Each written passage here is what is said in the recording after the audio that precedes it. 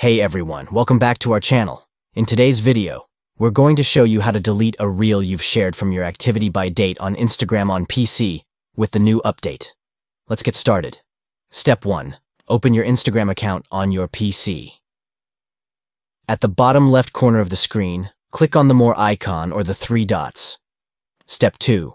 Click on Your Activity from the drop-down menu. Step 3. Navigate to the Photos and Videos section. Then click on the Reels section. Here, you'll see all the reels you have shared. Click on Sort and Filter. Step 4. Enter the start date and end date for the period of the reels you want to delete. Step 5. Click on Apply to filter the reels based on the selected date range. Step 6. Click on Select to choose the reels you want to delete.